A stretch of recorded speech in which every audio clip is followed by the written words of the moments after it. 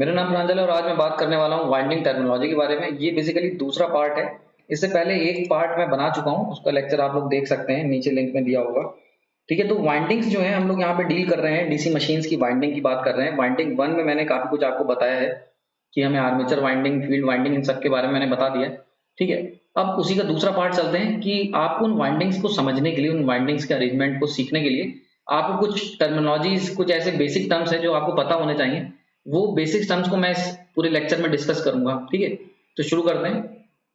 सबसे पहले बात कर ली जाए कि कौन कौन से पॉइंट जो मुझे सीखने को मिलेंगे और जिन कोड्स को मैं डिकोड करने वाला हूँ इस सीरीज में, इस पूरे लेक्चर में। तो पहला पॉइंट है कि कैसे कॉइल, एक कंडक्टर, कॉइल, पिच, ये तीनों आपस में रिलेटेड हैं और कैसे ये तीनों मिलकर पूरी मशीन को डिजाइन करते हैं। नेक्स्ट पॉइंट है कि कैसे हम लोग पिच को यूज करा जाता है, पिच टर्म को यूज करते हैं मेजर करने के लिए डिस्टेंस इन डीसी मशीन की। तुम डीसी मशीन में कितना चले, कितना तुम्हारा रोटर घूमा, इन सब चीजों को, या दो पोल के बीच की डिस्टेंस कितनी है, इन सब चीजों को मेजर करने के लिए हम लोग पिच का इस्तेमाल करते हैं। और वो कैसे करते हैं, इन चीजों को हम लोग देखते हैं। तो चलिए शुरू करते हैं। ओके, अगर रोटर की बात की जाए, रोटर कंस्ट्रक्शन की, ठीक है, तो रोटर का जो पूरा का पूरा कंस्ट्रक्शन होता है वो ये आपके सामने है। तीन तरीके से मैं इसे दिखा सकता हूँ। ये जो होते हैं, ये पूरा पर, ये इसके स्लॉट्स होते हैं। ठीक, ये जो पॉइंट है, जैसे ये क्या है, ये स्लॉट होता है। इसके अंदर हम लोग क्या करते हैं, या तो मैंने, तुमने डायग्राम बनाया होगा, इस तरीके से मैं बनाता हूँ हर बार। ठीक है, ये मैं देखता हूँ जब सामने से देखता हूँ। क्लियर है, ये हो गया। तो ऐसे करके हम लोग इसको बनाते हैं सर्कुलर में। तो ये जो हम लोग पार्ट देखते हैं, यहाँ पे मैं एक कंडक्टर प्लेस करता हूँ। वो एक्चुअल में कंडक्टर इस तरीके का ना होके, ये देखो यहाँ पे ये जो कंडक्टर दिखाए गए हैं, वो कंडक्टर इस तरीके का ना हो कि इतना बड़ा सा कंडक्टर होता है। ये वाला पार्ट, ये पूरा का पूरा एक कंडक्टर है। ठीक है, ये जो लाइन है ये कंडक्टर है। जो डोरी दिखा रहे हैं यहाँ पे, स्ट्रिंग है, ये वायर की तरह वर्क करता है, कंडक्टर की तरह। ठीक है, तो यानी कि जो मैं इस तरीके से यहाँ लेता हूँ, वो एक्चुअल में पीछे जाके देखोगे तो एक लंबा सा वायर होता है कंडक्टर। ठीक, जो कि हॉरिजॉन्टल इसमें इस पॉइंट पे ऐसे करके प्लेस किया जाता है। ये देखो, ये ऐसे क्लियर हो रहा है। एक कंडक्टर, फिर ये स्लॉट के अंदर दूसरा कंडक्टर, फिर ये स्लॉट के अंदर तीसरा कंडक्टर, फिर यहाँ पे स्लॉट के अंदर चौथा कंडक्टर। इस तरीके से कंडक्टर हम लोग इनको प्लेस करते हैं। क्लियर हो रहा है यहाँ पे। ठीक, जैसे कि यहाँ पे देखो, ये दिखाया गया इस डायग्राम में, ये देखो कंडक्टर, इसके अंदर ये वाला जो रिंग है ये अंदर तक गया हुआ है, कॉपर वायर। तो ये कॉपर वायर होता है ना, यही तुम्हारा कंडक्टर की तरह वर्क करता है। क्लियर हो रहा है। और ये स्लॉट होते हैं जिसके अंदर जो ये क्या है, ये स्लॉट है। ठीक, क्लियर हो रहा है यहाँ पे। ये तुम्हारा स्लॉट है और कंडक्टर क्लियर हो गए होंगे, यहाँ पे डायग्राम से बहुत क्लियरली विजिबल होगा। तो ये क्या कहते हैं, ये होते हैं स्लॉट। ठीक, सॉरी, ये होते हैं आपके जो वेजेस होते हैं, ये स्लॉट होता है आपका, ये स्लॉट होता है। ठीक, ये आपके बेसिकली आयरन फिल होता है इस तरीके से। ये वेजेस भी कहते हैं ना, ये होते हैं, ये चीज है ये। ठीक, ये देखो क्लियर दे रखा है, टूथ जो हम लोग शेप बनाते हैं। तो ये हो गया स्लॉट, ये स्लॉट हो गया आपका। ठीक, और ये क्या है, ये आपका है टूथ है। ठीक, ये टूथ है, मैकेनिकल टूथ कह सकते हैं इसे। तो ये इस तरीके का जो अरेंजमेंट होता है, इसमें ये टूथ हो गया और ये स्लॉट हो गया। क्लियर हो गया। तो ये दो पॉइंट ये समझ में आ गया होगा इस डायग्राम से। ठीक, तो ये इसको वेज भी कहते हैं, कई तरीके के नाम दिए जाते हैं। तो बेसिकली ये टूथ और ये स्लॉट। क्लियर हो गया, आगे चलते हैं।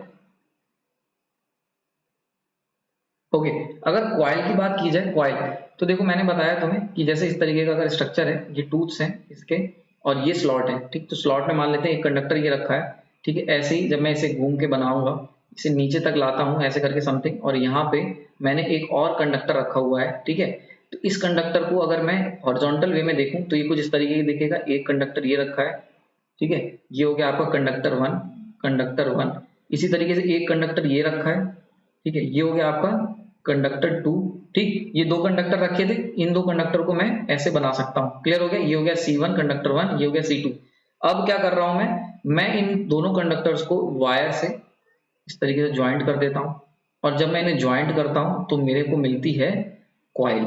ये बन जाती है एक कॉइल। क्लियर हो रहा है यहाँ पे। तो ये क्या हुआ, इसमें ये कंडक्टर 1 था, ये कंडक्टर 2 था, और जब मैंने क्या करा, इसको इस तरीके से जोड़ दिया, तो ये एक वायर से, तो ये मेरे पास बन गई कॉइल। ठीक, ये तुम्हारी क्या होगी, कॉइल हो गई। अब कॉइल में ये वाली जो होती है, इसको हम कहते हैं एंड, जो हमने एंड जोड़े हैं। अगर मैं प्रैक्टिकली बात करूं तो कॉइल हमारा एक, आप वायर मार्केट से खरीद के लाओ और उस वायर को जब मैं इस तरीके से रख देता हूं तो ये कहलाएगी एक कॉइल। ठीक, single turn single coil. Clear हो रहा है यहाँ पे। एक टर्न लिया हुआ है मैंने, ठीक है, एक टर्न, इसको इस तरीके से लिया, ये हो गई तुम्हारी प्रैक्टिकल कॉइल। ठीक है, प्रैक्टिकल, और ये है, ये तुम्हारी थ्योरेटिकल कॉइल, यानी कि जैसे बुक्स में दे रखी होती है थ्योरेटिकल कॉइल। क्लियर हो रहा है। तो ये प्रैक्टिकल कॉइल है जो असलियत में होती है, और ये है थ्योरेटिकल जो तुम्हें पढ़ना है। ठीक, अगर मैं मल्टी टर्न्स की बात करूं तो मान लेते मार्केट से मैं खरीद के लाया और मैंने इसको ऐसे करके रख दिया। ठीक है, ये हो गई।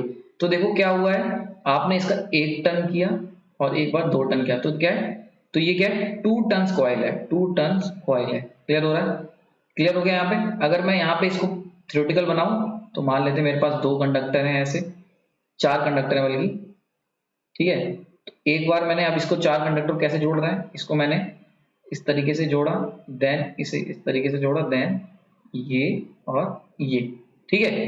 तो देखो ये तुम्हारे पास जो निकल के आई, इसे मैं कहूंगा ये क्या है, ये सिंगल कॉइल है, 1 कॉइल है 2 टर्न्स की, ऐसी क्या है 1 कॉइल है, कॉइल कितनी, एक ही कॉइल है। टर्न्स कितने इसमें, टर्न्स कितने 2 हैं।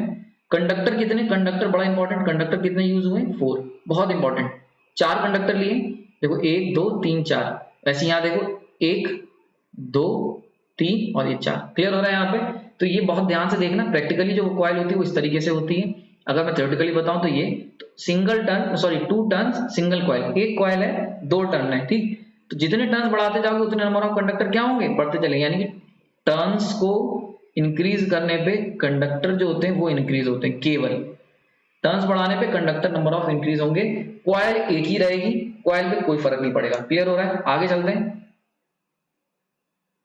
कॉइल साइड, ठीक। अब देखो, अब कॉइल साइड को समझने के लिए मैं आपको यहाँ पे बता दूं, मैंने अभी क्या बनाया, मैंने इस तरीके का लिया, ठीक है, ये कॉइल ली मैंने। क्लियर हो रहा है, अगर इस कॉइल को ध्यान से देखो तो एक साइड इसकी ये है, इसको मैं कह सकता हूँ लेफ्ट साइड, ठीक है, लेफ्ट साइड। एक साइड ये है, इसे कह सकता हूँ राइट साइड। क्लियर हो रहा है, राइट साइड, ठीक। तो अगर बात की जाए एक कॉइल की, यानी कि अगर सिंगल कॉइल की बात करोगे तो सिंगल कॉइल में कितने कॉइल साइड होती है, यानी 1 कॉइल के अंदर, एक कॉइल के अंदर कितनी कॉइल साइड होंगी, तो 2 कॉइल साइड्स, 2 कॉइल साइड होंगी हमेशा, ये चीज हमेशा रहेगी। भाई तुम्हारे कितने हाथ होंगे, लेफ्ट, एक लेफ्ट हैंड एक राइट हैंड है, तो वैसी कॉइल के अंदर कितनी कॉइल साइड होती है, 2 कॉइल साइड होती है, ठीक है। एक होती है लेफ्ट साइड और एक होती है राइट साइड, ये चीज क्लियर हो गई होगी, ठीक। अब इसका एक ये हुई सिंगल टर्न, ठीक है। इसी में अगर मैं बात करता हूँ मल्टी टर्न कॉइल की, ठीक है, मल्टी टर्न की, तो उसको देख लेते हैं। जैसे कि मैंने डायग्राम बनाया था, ये देखो इस तरीके से बनाया, ये मल्टी टर्न है, यानी 2 टर्न कॉइल है। क्लियर है, ऐसे ही तो बनाया था पीछे भी मैंने डायग्राम। अब देखो इसमें कॉइल साइड कितनी, तो देखो एक साइड इसकी ये है, ध्यान से देखना, एक साइड ये है, ये राइट साइड, और एक ये है यानी कि लेफ्ट साइड, ठीक, लेफ्ट साइड। कॉइल कितनी है, कॉइल है एक, ठीक। टर्न्स कितने, टर्न्स हैं 2, ठीक। कॉइल साइड कितनी है, कॉइल साइड है 2, हमेशा 2 ही रहेंगी, ठीक है, याद रखना ये चीज। कंडक्टर कितने, कंडक्टर्स, कंडक्टर्स कितने, तो देखो 1 2 3 4, तो कितने कंडक्टर्स हैं, 4 कंडक्टर हैं। क्लियर हो गया यहाँ पे।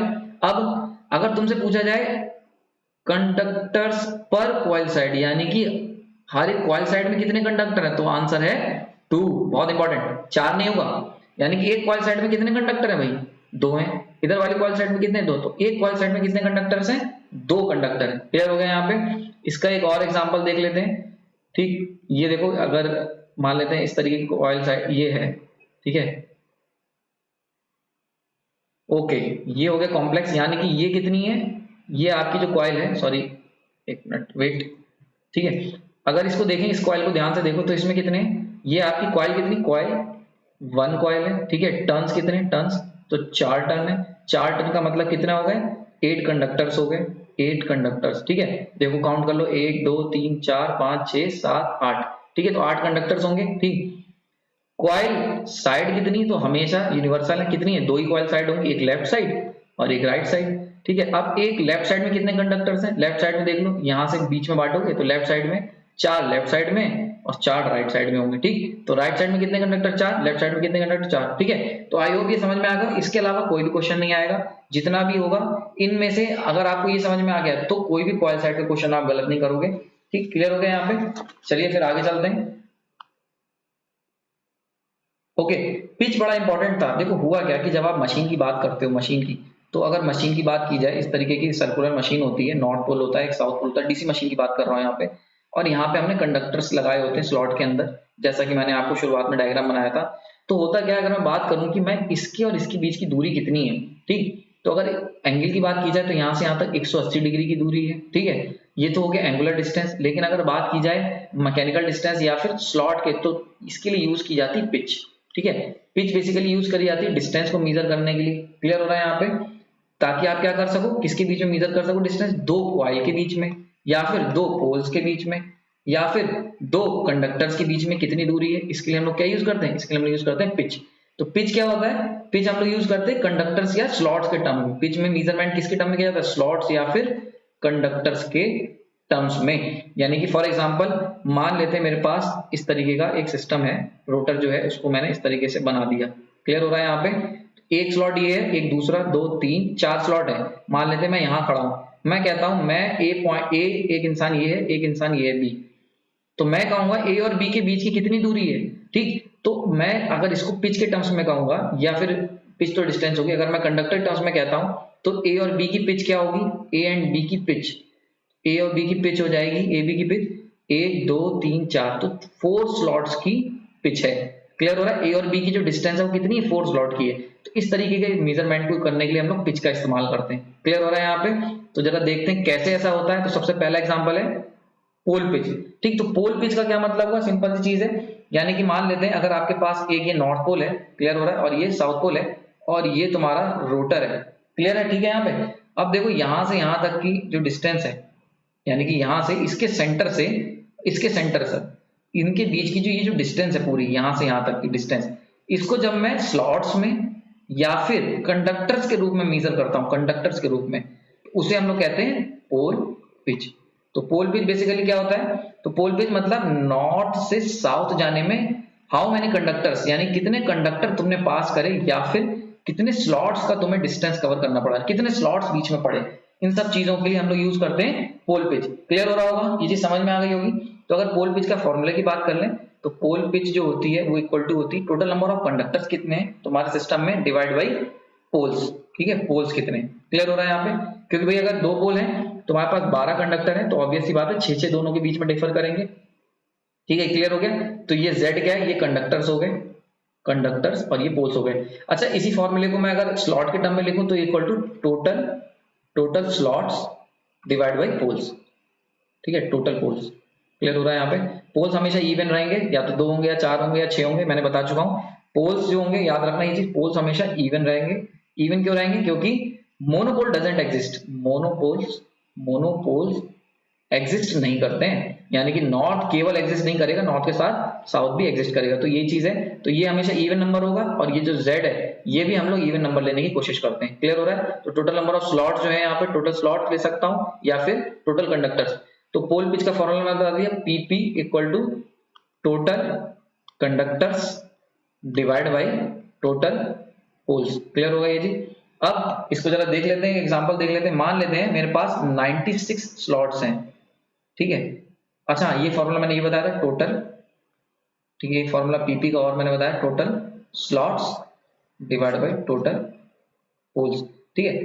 तो 96 स्लॉट्स हैं और 4 पोल मशीन है। अगर मान लेते हैं एक एग्जांपल ले रहा हूं, 96 स्लॉट्स है, 4 पोल मशीन है, तो पोल पिच कितनी हुई, तो 96 total slot divide by total number of poles equal to यहाँ पे आपके निकल गया 24, यानी कि 24 स्लॉट का डिफरेंस है नॉर्थ टू साउथ जाने में। क्लियर हो रहा है यहाँ पे, यानी कि अगर आप नॉर्थ पे खड़े हैं, ठीक है, नॉर्थ के मिड में, और आपको साउथ के मिड में जाना है, तो यहां से यहां तक जाने में 24 स्लॉट तुम्हें पार करने पड़ेंगे, ठीक है। 24 स्लॉट का डिफरेंस है। क्लियर हो रहा है यहाँ पे, ये चीज समझ में आ गई होगी, ठीक। तो ये चीज हो गई यहाँ पे, ये पोल पिच आपका क्लियर हो गया होगा। आगे चलते हैं, आगे बात करते हैं, बड़ा इंपॉर्टेंट। ओके, कम्यूटेटर पिच की बात कर लेते हैं। कम्यूटेटर मैंने बताया था तुम्हें, कम्यूटेटर क्या होते हैं। कम्यूटेटर डीसी मशीन में बता चुका हूँ, आपको अगर पढ़ना है तो आप इसको पुराने लेक्चर देख सकते हैं। बेसिकली जो हम लोग स्प्लिट रिंग यूज करते थे, इस तरीके से स्प्लिट रिंग जो मैंने यूज करा था डीसी मशीन में, इसी को कम्यूटेटर कहते हैं, इसी को हम लोग क्या कहते हैं, कम्यूटेटर कहते हैं। इसका मेन काम क्या होता है, ये आपके एसी को डीसी में कन्वर्ट करता है, ये मैं बता चुका हूँ। कम्यूटेटर के ऊपर स्पेशल लेक्चर जो है वो आगे बनाऊंगा, जब मैं आपको कम्यूटेशन प्रोसेस समझाऊंगा बहुत डिटेल में। लेकिन कम्यूटेटर क्या होते हैं एक्चुअल में, अगर बात की जाए क्लास 10th लेवल की, तो जो स्प्लिट रिंग मैंने यूज करा था, इसी को हम लोग कम्यूटेटर कहते हैं। तो एसी को डीसी में ही कन्वर्ट करता है। क्लियर हो रहा है, तो अब देखो ये कम्यूटेटर हो गया। अब मान लेते हैं अगर इस तरीके का कोई कम्यूटेटर है, तो कम्यूटेटर पिच क्या होती है कि 2 कम्यूटेटर सेगमेंट के बीच की दूरी, ठीक है, जैसे मान लेते हैं ये कॉइल है इस तरीके की, ठीक, एक ये कम्यूटेटर से जुड़ी हुई है और एक ये कम्यूटेटर जुड़ी है, ठीक। तो इसके यानी कि कम्यूटेटर सेगमेंट 1 और कम्यूटेटर सेगमेंट 2, इनके बीच की दूरी इन terms of number of commutators, ठीक है।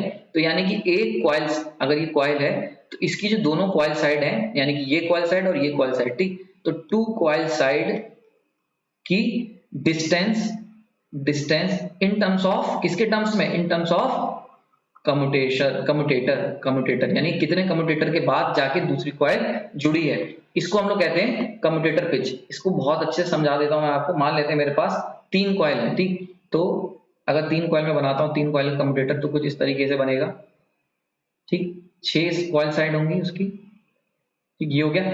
ठीक, अब देखते हैं एक कॉइल ये है मेरे पास, एक कॉइल ये है, इस तरीके से जुड़ी हुई है, ये रही, ठीक है, ये हो गया कॉइल 1। नेक्स्ट कॉइल ले लेते हैं, नेक्स्ट कॉइल ये ले लेते हैं, इस तरीके से बनी हुई है, ठीक है, ये हो गई कॉइल 2। एंड लास्ट कॉइल जो लेता हूं वो मैं ये वाली ले लेता हूं, ठीक, ये वाली। क्लियर हो रहा होगा यहाँ पे, बहुत सिंपल सा डायग्राम है। कॉइल 3, ठीक है, तो ये 3 कॉइल हो गई, तो ये 3 कॉइल है, ठीक। अब देखो अगर मैं बात करता हूँ C1 की, C1 की बात को ध्यान से देखना, ये तो मान लेते हैं ये 1 है, 2 3 4 5 6, तो देखो C1 की जो 2 कॉइल साइड है, यानी कि एक साइड ये है और एक साइड ये है, ये दोनों जो किससे जुड़ी हुई है, 1 और 4 से जुड़ी हुई है, तो इनके बीच में कितने कम्यूटेटर का डिफरेंस है, तो 4 - 1, यानी कि आपको, सॉरी 4 - 1 नहीं, आपको ये जो कम्यूटेटर मैंने बनाए हैं, ठीक, यानी कि 2 कम्यूटेटर छोड़ के जुड़ी हुई हैं, तो इनका जो पोल पिच होगा, कम्यूटेटर पिच होगी, कम्यूटेटर पिच वो कितनी हो जाएगी आपकी, माइनस कर सकते हो आप, 4 - 1 = 3, यानी तीसरे कम्यूटेटर में जाके जुड़ी है, यानी कि 2 छोड़ के तीसरा कम्यूटेटर जो है वो तुम्हारा कॉइल साइड को अटैच कर रहा है। क्लियर हो गया, तो ये हो गई इसकी कम्यूटेटर पिच। क्लियर हो गया, समझ में आ गया होगा, ठीक है। तो 4 - 3 = 3, 4 - 1 = 3, तो यानी कि अगर आपकी एक कॉइल साइड 1 में जुड़ी है और दूसरी कॉइल साइड आपकी 4 में जुड़ी है, तो आपको कितने कम्यूटेटर जाने पड़ेंगे, यहाँ दोनों कॉइल साइड के बीच में आपको 3 कम्यूटेटर चलने पड़ेंगे, ठीक। क्लियर हो रहा है। इसी तरीके से अगर C2 की बात कर ली जाए, इस वाले की C2, ठीक है, तो C2 की एक कॉइल साइड जुड़ी है, C2 की एक कॉइल साइड ये वाली जो जुड़ी, ये जुड़ी 2 से, और दूसरी कॉइल साइड जुड़ी 5 से, ठीक है, तो आपने कितना, इसकी कम्यूटेटर पिच कितनी हो जाएगी, 5 - 2 = 3। तो देखो कम्यूटेटर पिच हमेशा फिक्स रहेगी, तो आपने दोनों कम्यूटेटर यानी कि कॉइल साइड 1 से, यहां से अगर तुम्हें दूसरी कॉइल साइड पे जाना है कम्यूटेटर के ऊपर चल के, ठीक है, कम्यूटेटर के थ्रू चल के, तो आपको कितने कम्यूटेटर चलने पड़ेंगे, तीसरे कम्यूटेटर पे जाके, यानी कि थर्ड कम्यूटेटर पे जाके आपको दूसरी कॉइल साइड मिलेगी। क्लियर हो रहा है, समझ में आ रहा है। तो आपको 3 कम्यूटेटर तीसरे कम्यूटेटर पे जाके ये मिलेगी। इसी तरीके से अगर इसकी बात कर लें, यानी कि C3 की, तो देखो इसका ये वाला साइड जो है, कलर चेंज कर लेते हैं, C3 की बात कर लेते हैं, ये जुड़ा हुआ है इससे छठे से, और इसकी दूसरी साइड जुड़ी तीसरे से, तो आपको कितना मूव करना पड़ा, 6 - 3 = 3, यानी कि तीसरे, यानी कि थर्ड से अगर आप शुरू करोगे, थर्ड से, तो आपको 4 5 6 पे जाके अपनी दूसरी कॉइल साइड मिलेगी। क्लियर हो रहा है यहाँ पे, अगर आप थर्ड से शुरू करोगे तो आपको 6 पे जाके, यानी कि 3 कम्यूटेटर सेगमेंट पार करके आपको अपनी दूसरी कॉइल साइड मिलेगी। तो जब भी आप ये बात करते हो कम्यूटेटर पिच क्या होती है, कि 2 कॉइल साइड जो है एक कॉइल की, वो कितने कम्यूटेटर सेगमेंट पार करके हमें मिलेंगी, तो ये बताता है कम्यूटेटर पिच, ठीक। तो ये क्लियर हो गया होगा। इसको कंक्लूड कर लेते हैं। कंडक्टर मैंने बता दिए, कंडक्टर कहाँ लगते हैं ये भी बता दिया, ठीक है। इस तरीके का जो हम बनाते हैं वो एक्चुअल में कंडक्टर कुछ इस तरीके का होता है, ठीक है, जिसको हम लोग वायर से कनेक्ट करते हैं। क्लियर हो रहा है, ये कंडक्टर होते हैं। कॉइल की बात कर दी कि अगर 2 कंडक्टर हैं तो उनको अगर हम जोड़ दें तो ये हमारी एक कॉइल बन जाती है। कॉइल साइड बता दी, एक लेफ्ट साइड होती है, एक राइट साइड होती है, ये हमेशा फिक्स रहेंगे, इसमें कोई चेंज नहीं होगा। पिच बता दी मैंने। पिच में क्या होता है कि अगर आप डिस्टेंस मेजर कर रहे हो, distance in terms of pole conductors के टर्म में डिस्टेंस मेजर कर रहे हो, या फिर कम्यूटेटर के टर्म्स में कर रहे हो, या फिर स्लॉट्स के टर्म में कर रहे हो, तो वो पिच के रूप में उसे रिप्रेजेंट करा जाता है। पोल पिच बता दी कि नॉर्थ से साउथ जाने पे तुम्हें कितने कम्यूटेटर पास, कितने कंडक्टर्स पास करने पड़ेंगे, या फिर कितने स्लॉट पार करके आप साउथ को मिलोगे। मिडिल ऑफ नॉर्थ से मिडिल ऑफ साउथ तक जाने में कितने स्लॉट पार करने पड़ेंगे, वो पोल पिच हो जाएगा। कम्यूटेटर पिच की बात करें तो एक कॉइल साइड के, ये कॉइल साइड से इस कॉइल साइड तक जाने में तुम्हें कितने कम्यूटेटर सेगमेंट पास करने पड़ेंगे, या स्प्लिट रिंग के कितने स्प्लिट पार्ट पास करने पड़ेंगे, वो तुम्हारा कम्यूटेटर पिच हो जाएगा। आई होप ये बेसिक्स आपको समझ में आ गए होंगे। ये बहुत इंपॉर्टेंट रहेंगे आने वाले समय में, जब डीसी मशीन के अंदर हम लोग डिटेल में जाएंगे तो ये सारे के सारे पॉइंट आपके बड़े हेल्पफुल होंगे। ईएमएफ निकालने में, कितना ईएमएफ इंड्यूस होगा, ये सब कैलकुलेट करने में, ठीक। आपने अपना कीमती समय दिया, उसके लिए धन्यवाद।